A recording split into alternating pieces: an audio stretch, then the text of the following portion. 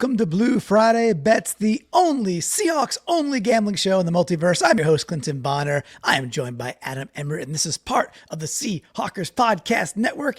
Adam, my man, you won last week, but did we win last week? You won, but did we win? The royal we did not win. The team did not win. But me personally, this week, myself, and I, we won big, and it's great being the champion. Yeah, it is. Hey, it's good to be king, right? So we'll put that on screen right away. Look, folks, if you have, actually, let's tell folks what this is about if they've never been here. If you haven't been to Blue Friday Bets yet, well, it's a gambling show. We focus on props, picks, parlays, but it's only the Seahawks game, and this is how it goes down. We're going to pick four bets each. Bet 1, 2, and 3 are $10 bets. Take anything on the board that you want. Bet 4 is called the Fail Mary. It's $1. The Sunday Rubber, the Sunday Scratcher, has to be plus 1,200 or longer odds to even qualify. And we do it every week. We tally it up. Most money wins. So last week, Adam goes on the regular bets. 3-4-3, Adam. You crushed it. Any one of them that you want to take a Cadillac trot with that you're most proud of? You know, I think it's honestly the Cup 4+ receptions, just because I figured the way that his game works right now, in that he's not a man separator, but he can get open in little spaces in the zone, especially middle of the field, be something they could exploit. And they did. And he went for 4+ receptions and good for washed up Cup. It's great. Not washed up Cup because he's a great blocker and he's getting enough targets. And he's a pretty good number 2 receiver at this point. All right. So I like number 3. Yeah, he's a good 2. I like getting my JSN anytime. That was real cool. The Salmon Baker blew it out of the water. I could have throttled that thing to over 300, and then would have won the freaking week, but I didn't. I was a little too timid. But 2 out of 3 ain't bad, as Meatloaf would always say. But here we are, Adam. We are back. It is week 6. We're gonna dive right in. We got to go to Jacksonville. Go play this. I don't even know what to think of this team. Somewhat feisty kitties.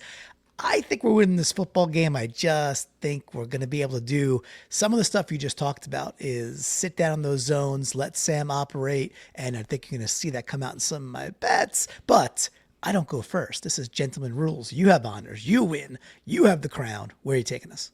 Yeah, man, I've got the tee box. I'm putting it. I'm setting it up. I'm getting ready to rip it. So my first bet this week, Clinton, is either team to score 3 unanswered times minus 155. I've got another strategy this week of just like getting some solid hits. Just hit, baby. I'm not chasing odds, not doing any of that stuff. Minus 155, not the greatest odds, but. And you wouldn't think that scoring 3 unanswered times is something common in the league, but when you look it up, it happens all the time. In fact, it's far more likely than to not happen. I learned that lesson the hard way, I think 2 seasons ago, betting on the wrong side of this consistently. So this is where I'm at. Hopefully it's the Seahawks. I think it will be. The other side of it always feels like the ultimate sucker bet. Because like in your brain, you're like, it's the NFL. Games always just go back and forth, and it's last team with the ball like last week and yada, yada, yada. And you're right, man. So much more often than not, hence the minus 155. Yeah, a team just puts together a little run. Very often it could be one of those like they score, they end the half, they get the ball, and blammo, away you go. They get in the field goal or something, and they're scoring 3 times. So I am okay with you hitting this. I'm certainly okay with your bet. It's your money. Do what you want with it. But my only request, Adam, can you please make sure that this is the Seahawks that hit this for you? Is that cool? Oh, yeah. No, when I put the bet in, I made sure that I made the caveat with the football gods that it shall be the Seahawks. Good news. Okay. Gods got back to me and they said, sure, no problem. We'll make that happen. Yeah. Good. Oh, thanks. Yeah. Just want to make sure that was cleared up. This is not a Jags bet. We're not doing that on this show. This is for the Seahawks to take it 3 times in a row. So minus 155 gets you out of the gate. All right. I got bet number 1 here. We talked about this.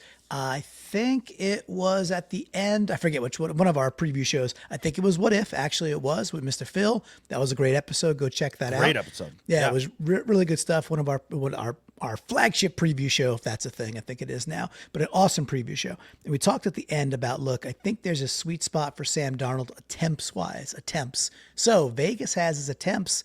They're expecting over 32.5, and I'm not. I'm not, because I expect Seattle to be able to move the ball even a bit better this time on the ground and not have to go into the Sam Darnold needs to throw the ball 33 times, 34 times. And the other part of that is Trevor Lawrence is not Baker Mayfield. I do not expect a 38-35 ball game where Sam has to air this thing out. I expect him to be under. Getting a smidgen over plus 100 is good for me, good for my deal. But I think more importantly, if Sam is under this number, I think it's good for the Seahawks deal. Therefore, it's good for the Hawkra. That's why I like this bet. What do you think? What did we end up with Sam attempts last week? He ended up like 34. Yeah. I feel like this game's going to be closer to that. So this is a bet against the Jags run defense being a top 10 unit because as of now, they statistically are a top 10 unit against the run. And so this is a bet against that. That made me a little nervous because, 5 games is kind of enough to be like, okay, I think this is real. I think that's a long enough sample size to extrapolate that maybe they really are good at stopping the run. And the Seahawks haven't been great at getting the run on track all year. It's getting better, and I think they're starting to figure out how much more K9 means to the run game than Charbonnet does, and that's helpful. So we'll see how this goes. I'm concerned that this turns into more of an offense that looks like it did against the Bucs, just based on what the Jags defense has been good at and bad at up to this point in the season, because they've been really an awful pass defense short of just being able to pick off some balls. Yeah, heard. And I just needed to tone down a little bit. We were 34 attempts in a 38-35 shootout. That's where like my main argument is, like, I don't expect that kind of offense. Maybe we get into the 20s each potentially, 27-20, something like that. Wouldn't shock me whatsoever. But I don't think you got to throw the ball 35, 34 times to get 27 points for Seattle. So we shall see. Okay. And it is a little bit of a bet also on, I think Seattle will be a bit more committed to run the football. And that's a teaser for another month. My bet's coming up. All right. You got bet number 2. Where do you want to take us? All righty. So I've got Seahawks over 2.5 total touchdowns for minus 125. Idea behind this is that the Jags are horrific on third down this year defensively. They're giving up 47% of their third down conversions, which means you're probably going to keep a lot of drives alive, which means you're going to get down in the red zone where they don't have a great red zone defensive percentage either. And the Seahawks have been good in the red zone offensively. I think they score at least 21 in this game, and thus the Seahawks over 2.5 total touchdowns, fairly close to even money at minus 125. That's where the bet comes in for me. The more NFL teams are trending the way they are, which is they go for things more on fourth down. They set up third down so that they can go for things on fourth down. You cross the 50 and you're like, all right, we're in 4 down territory. And the desire to score 7 over 3, that's just like more and more prevalent. And I get it. Math is math, right? So I like this bet. And not just at minus 125, I don't think you're paying too much to go get it either. I also think this is the type of bet that if the Seahawks offense can maintain the trajectory, not 35 points a game, but just being like, hey, this is a top 12, top 10 offense that is multiple, tough to figure out, and they're going to put up points. This is the type of bet that I think down the line, they could be playing a similar type defense, and yet you're only getting like minus 145 or something like that. I think it's a little ahead of that curve. Let's hope it comes through, because I really think, I think you're in about the right area. I think 3 touchdowns and maybe 2 Myers field goals is enough to win this football game. I think we're going to need 3. So very much pulling forward. I think it's a pretty good bet, Adam. I like it so far. I like it. These are down the fairway, which, hey, man, there's worse ways to play golf, right? Oh, tell me all about it. I'm a military golfer. It's to the left and right and the left and the right. Like, putting it down the middle is tough. Oh man, yeah, my golf game is on the struggle bus. All right, so I was just hinting at some run game heroics that we could potentially get. I saw 2 bets that I like so much that I smushed them together. So K9 at 60 plus was, I don't know, it's like right on that line. I think 50 plus, he's like minus 130. 60 plus, he's getting a smidge over 100. Like, okay, cool. Then his over under for attempts is at 12. Well, I like both. I like. Last week he got 10, right? And he averaged 8.6 per carry, if my math and memory are correct. Did. So, and Sharp's got 9. And I think they're going to understand, and Sharps didn't run the ball nearly as well. So I think they're going to understand that, hey, look, that's a little too close to even Steven, as close as you can get without it being even. And K9 deserves more touches. So I don't need a lot more to get to that 12. And I kind of feel like the way K9 runs the football, if you give that dude 12 to 14 touches, which I expect attempts, run the football, I think he gets you to 60, because he's one of those going to be for 20-something yards, because that's what K9 does. And maybe 2 of them will be there. And the rest will be, they'll be what they are. So I like this. I like the combination. I like getting plus juice at plus 137. A little bet on our run to just keep at least doing what it's doing. And the coaches to be like, all right, let's give the better running back, the more hot running back, the ball more often versus last week. What do you think? What I do love about this bet is it's a bet on K9, and I'm such a huge believer in his ability, in the type of difference maker that he can be. The other part of it is that this kind of wish casts into existence the notion of my biggest soapbox about the Seahawks offense all season, which has been, can we get like 2-to-1 K9 to Sharps rushes? Like, I understand you can't run K9 completely into the ground, but you can't use him like a 38-year-old quarterback where you're afraid that he's going to get hurt every time he touches the football. He's your lead back. He's in his prime. Give him the rock when it's time to give him the rock, and you just don't worry about the injuries because it's pointless to. Like, it's a soft football way to go about things. So I like it from that perspective for sure. And you get plus 137 for this. So positive odds if this Jags defense doesn't turn out to be the defense that maybe it's been advertised at to this point. So who have they played so far? They've played the Texans, Bengals, Panthers, Niners, Chiefs. Yes, you nailed it. 5-5. Which of those teams are good rushing teams? At this point, 0 of them. 0. Right. Okay. Not one of them.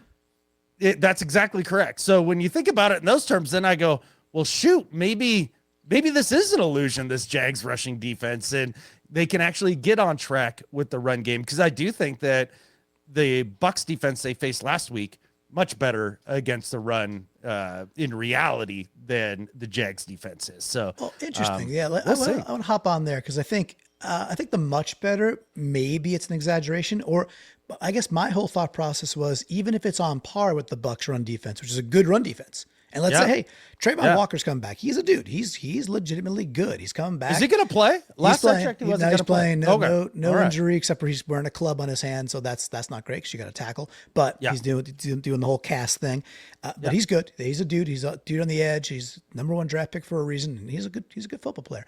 With all that, it's like even if they're on par with the Bucs, well, okay, we ran the ball pretty well against the Bucs. We just didn't do it enough, in my opinion. So that's where my bet lays. All right, you got bet number 3. You like to find some kicker props every now and again, and today you did.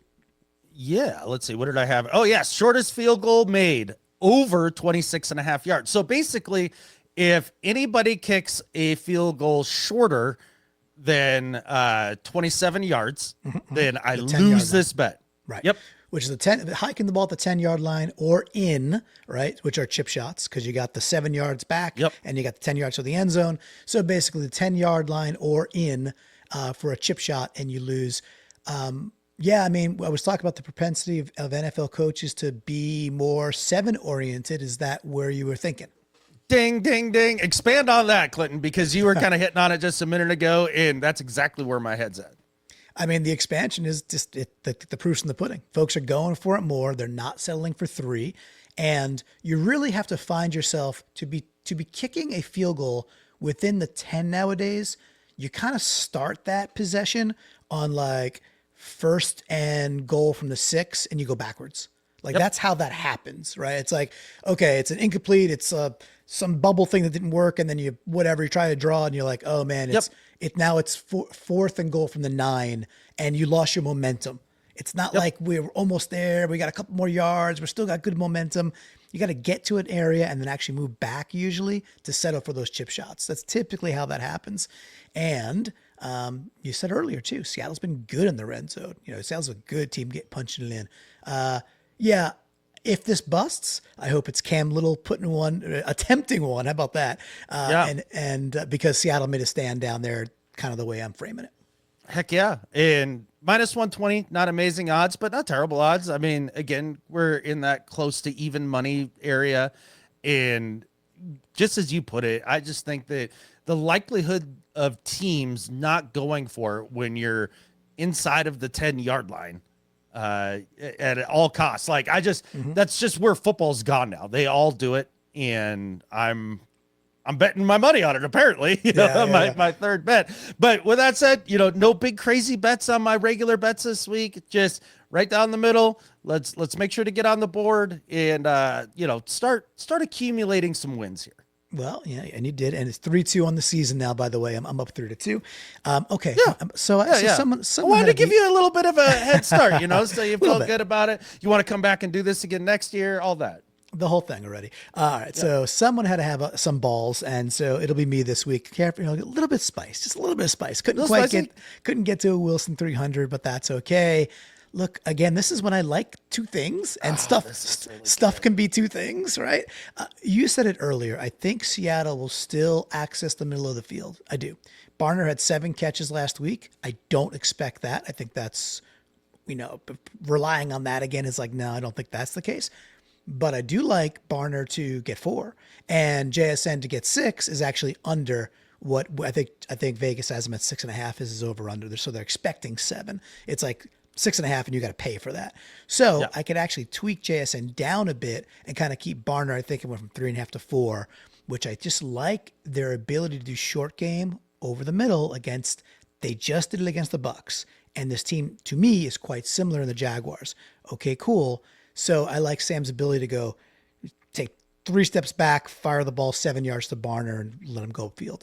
And do that a couple times. So, but plus 249 for, I don't want that many attempts, but I think at least 10 of these receptions go to these two boys. What do you think? I absolutely love this bet. I really do, because I do think they're going to throw the rock quite a bit. JSN's going to get his. We have not seen a defense yet be able to take JSN out of the game. Yep. It just hasn't happened yet. Now, does that mean it's impossible? No, but I don't see it happening with this secondary this particular week. So I love the JSN 6+ receptions. And then Barner is completely on the rise. He is an ascending guy that I think by the end of the season, even the national pundits are going to be talking about AJ Barner as one of the top 5 tight ends in this league. He's just been that consistent. I think he's already, his game right now to me can get to that Trey McBride level like that. It's right there. All he needs is just more targets at that point. You're exactly right on the target side too. And it's getting a little bit frothy for Barner in the sense that he's starting to get fantasy football buzz. I know you don't follow fantasy or give two hoots about it. Actually, I have a fantasy team this year. That's right. Okay, my nephew Riker drugged me into his thing. I made my first waiver wire claim this week. Who'd you pick up? I picked up the Packers defense because who are they playing? They're playing somebody that's awful. I'll check. And Lamar Jackson was hurt, so I picked up.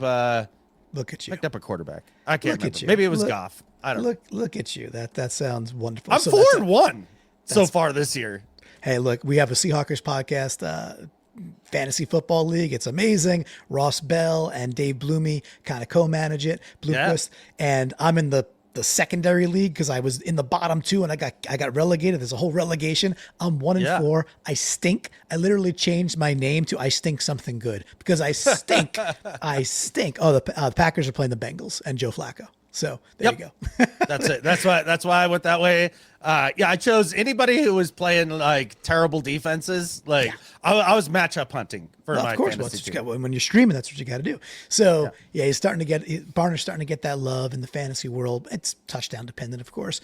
Look, it's just attempts. Can he get to 4? We don't know. That's why it's paying so handsomely, because the JSN side certainly a negative to that one. With that, I think he's got a good shot to I don't know, get to 3.5, four receptions. We'll see. All right. So the way we've been doing it is, yeah, thank you, man. I like it. I'm glad you love it. The way we've been doing it is that the loser goes first with the Fail Mary. I am the loser, so I got mine queued up. Look, if I like this at plus 249, well, then what if we just do a little bit of a dance with lots of receivers and pepper some things around? It's just receptions. It's just receptions, right? So just receptions, man. It's just receptions. That's all it is. JSN up to 7. Barnes, if you see it on the screen, Barner sticking up at 4+. Cup to get 5. Again, those little turn around. Here's the ball, dude. Here's a slant. There you go. And then Horton to get a measly 2.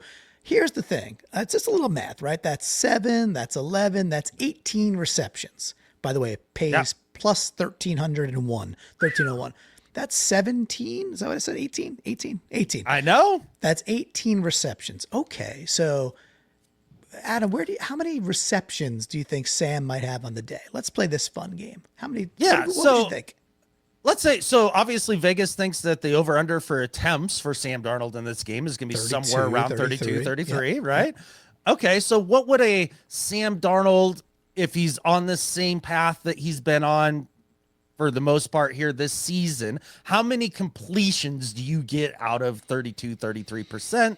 Or attempts? 23, basically. 25? Like, yeah. 25's high to 70%, which is below where he's been. So it's like even a little smidge down is 23. So 23, 24 is in the low 70s. Okay, so we're close. We're close on this. Yeah. And this adds up to, what did we say? This adds up to 11, 18. 16, 18. Yep. 18 receptions. So, I mean, the completions have to come somewhere. These are some of your top targets. Right. The only number out of this that gives me a little pucker is the Cup at 5. I think he's going to just get phased out over the year. I really do. How do you see that? I want to talk to you about that because he's. What makes you think that? Because Horton is just emerging. Is that why? Horton and Barner are emerging. Yeah. Okay. And they're going to want to get more Arroyo. You can see them actively trying to get Arroyo more and more involved. And look, Cup is going to get banged up at some point. He's slowed down every year of the last 5 years that he's been playing. And the effect that he's having on the field right now is basic possession receiver stuff. And that's cool, but that's not number 2 receiver type play. Torrey Horton can provide that. And they just need to up his usage in throttle back Cups. Okay. And I think they'll get there because one of these players is far more dangerous than the other at this point in their career. Yeah, I hear you. And one is making a lot of great catches in tight windows and to move the chains. So obviously I like Cup a bit more than you do. He's got 29 targets. Everybody does. Yeah. I can't stand this guy and I never will like him. Like, this is how it is. He's got 29 targets on the year. So he's averaging just under 5. No, 6 because it's been 5 games. So averaging just under 6.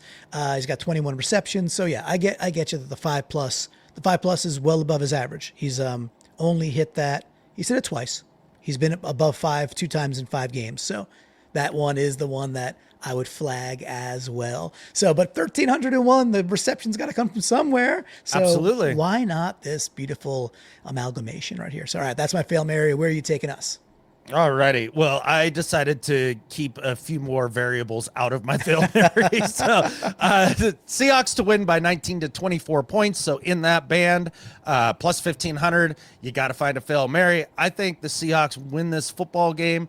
That's my gut feeling coming into this game. Same. And if they play at all to their standard defensively, then they win by 19 to 24, if not more, fairly easily. You got to pick a band to get the high odds. That's how it works. This was my, 5-point window.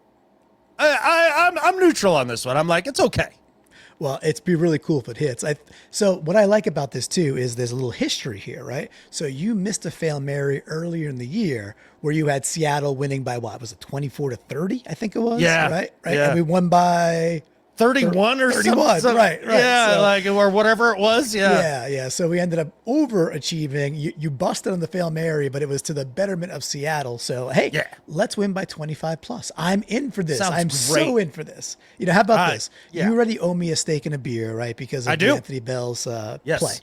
Okay. if Seattle could win by 25 or more, I'll buy you a beer back. How about that? So I still get the steak and a beer, but then I'll buy you a beer. So 25 or more, you bust this, but we win by 25, I'll buy you a beer.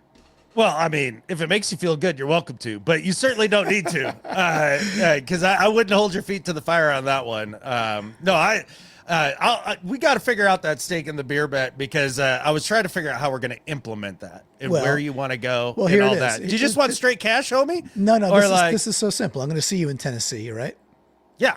Okay. We hit up a place, and I don't want a fancy steak. I don't want to burn your pockets. And get something good. No. I don't care, dude. Yeah. Applebee's, a cold beer, a terrible steak, and some good buddies. That's what I want. It doesn't matter. It's gonna be the most delicious steak ever because it's won from a bet, which is the winning steak. It really is the winning steak. It's gonna be like Applebee's on a date night, baby. It's 2 for something. All right, this has been a lot of fun. This is Blue Friday Bets. We do this every single week. It is just another one of the shows on the Seahawkers Podcast Network. Hey, man, we have a lot of fun doing this. So for the folks out there that want to have more fun with us, Adam, what should they be doing? Oh, you need to be getting in the flock. Join the Discord. We were talking about the Jonathan Gannon incident this morning. We were talking about all sorts of different things throughout the week. Plus on game day, it's fire. It's $3 a month, and I don't know that you can get more enjoyment out of $3. I really don't. Hard to nowadays, man. $3. Yeah. You can't even stream a movie for $3 nowadays, man. Holy Hannah. That's right. So, hey, if that doesn't work for you, if you're a broke person, which I've been many years of my life, no worries. All you have to do, just hit the like button, maybe subscribe, maybe share a link with one of your friends. Just help the show grow. It's been a tough YouTube year. I blame AI. So if you can help us out a little bit with that, that'd be amazing, and we'd appreciate it a ton. And thanks as always for tuning in, man, because this is a blast. It is. It's always a fun time. All right, this was Blue Friday Bets. We have a beautiful Sunday coming up, so we're recording this on Saturday. We'll probably put it out tonight, so y'all can get ready, get your bets in. Bella's going bananas. She's here. My daughter just got home from UConn. Happy birthday, Emily. We love you. And, buddy, I think with that, there's only one thing left to say. Go Hawks. Go Hawks.